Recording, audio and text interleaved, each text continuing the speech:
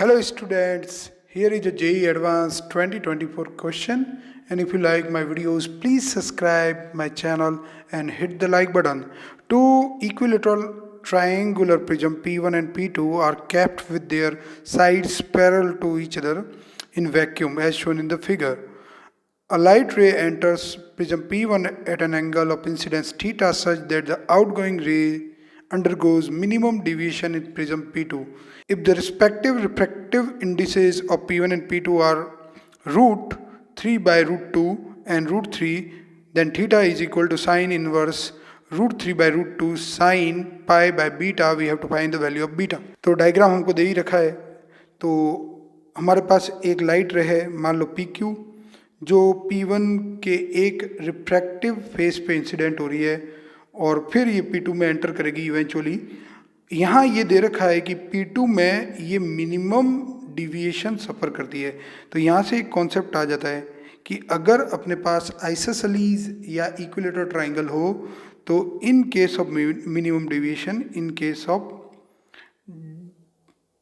Deviation जो हमारी ये रिफ्रैक्टेड रे होती है जो अंदर जाएगी, रिफ्रैक्टेड रे इन प्रिज्म becomes parallel to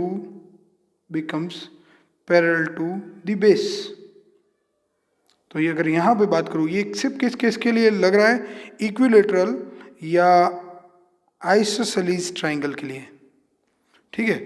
तो यहाँ पे जब ये लाइट रे PQ फिर अंदर रिफ्रैक्ट होगी P1 के और फिर बाहर जाके वापस P2 में जब एंटर करेगी तो ये P2 के बेस, यानी देखिए मैं इंडिकेट कर देता हूँ यहाँ पे, P2 के बेस से क्या हो जाएगी, पैरेलल हो जाएगी और फिर हम थीटा तक पहुँचेंगे स्नेल्स लॉ लगाते लगाते। तो मैंने यहाँ एक डायग्राम ड्रॉ कर रखा है, देखते हैं। तो इस डायग्राम में आप देख सकते हो मैंने रे का पाथ बनाया है, P से Q गई और फिर रिफ्रैक्ट हो गई नॉर्मल की तरफ। जो P1 का रिफ्रैक्टिव इंडेक्स अपन को दे रखा है वो रूट 3 बाई रूट 2 है और जो P2 का रिफ्रैक्टिव इंडेक्स दे रखा है वो रूट 3 है। तो आप यहाँ देखिए, जब मेन केस है जब वो अपने पास P2 में एंटर करिए तो P2 में जब वो रिफ्रैक्ट होगी, ST रे मैंने बनाई है, ये बेस के पैरेलल बनाई है और ऑब्वियसली क्योंकि ये इक्विलेटरल ट्राइंगल तो सारे एंगल 60 है, ऐसे में अगर पैरेलल रेज है तो करस्पॉन्डिंग एंगल 60 होगा। ऐसे में आप ये रिफ्रैक्टिव एंगल देखेंगे ये 30 होगा।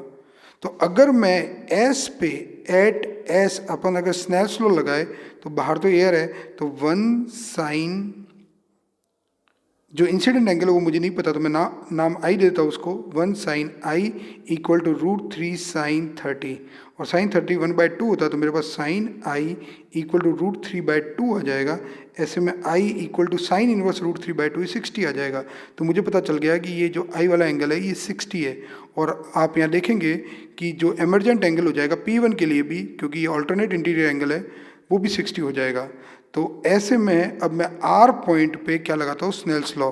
सो एट R हम स्नेल्स लॉ लगा रहे हैं तो हमारे पास ये जो एंगल है R2 नाम देते हैं और ये जो एंगल है हम इसको R1 नाम देते हैं। Q पे जो रिफ्रैक्टिव एंगल है वो R1 है और R पे जो इंसिडेंस एंगल है उसको R2 नाम दे दिया। तो R पे जब स्नेल्स लॉ लगाएंगे तो हमारे पास आएगा रूट 3 बाई रूट 2 साइन, जो R2 का वैल्यू मुझे नहीं पता है और बाहर मीडियम 1 है तो साइन 60। तो जब इसको सॉल्व करेंगे तो आप देखिए root 3 by root 2 sign R2 और साइन 60 की वैल्यू होती है रूट 3/2, तो रूट 3 कैंसिल हो जाएगा और मेरे पास साइन R2 इक्वल टू 1/√2 आ जाएगा। ऐसे में जो R2 की वैल्यू मुझे मिलेगी वो 45 डिग्री होगी। तो अगर R2 45 है और हम प्रिज्म के लिए एक रिलेशन जानते हैं कि A is equal to R1 plus R2 होता है, A is the refractive angle of prism, वो यहाँ पे 60 है क्योंकि आइसोसेलेस ट्राइंगल है, R2 की वैल्यू 45 है। तो ऐसे में जो हमारे पास R1 की वैल्यू निकल के आएगी वो निकल के आएगी 15 डिग्री, जिसको हम π/12 भी लिख सकते हैं। तो अब अगर मैं ये Q पॉइंट पे स्नेल्स लॉ लगाऊँ तो देखिए ये लाइट रे I Q पॉइंट पे इंसिडेंट एंगल थीटा है और रिफ्रैक्शन का एंगल 15 है। तो मैं क्या लिख सकता हूँ, बाहर तो एयर है 1 और अंदर रूट 3/√2 वाला रिफ्रैक्टिव इंडेक्स वाला मीडियम है, तो मैं लिख सकता हूँ 1 sine theta is equal to root 3/√2 sine 15 degree, जिसको मैं π/12 भी लिख रहा हूँ। अब मैं जानबूझ के इस फॉर्म में लिख रहा हूँ क्योंकि जो हमको बीटा की वैल्यू निकालनी है, उसके लिए यही फॉर्मेट चाहिए। तो मेरे पास थीटा की जो वैल्यू आ जाएगी वो आ जाएगी साइन इनवर्स √3/2 साइन π/12। तो आप देख सकते हो जब कंपेयर करोगे आप क्वेश्चन में जो इन्फॉर्मेशन गिवन है उससे, तो बिल्कुल हमको मिलेगा कि अगर π/12 आ रहा है तो π/बीटा की जगह हमारे पास π/12 है, तो हम बीटा की जगह लिख सकते हैं 12 will be the required answer. Thank you.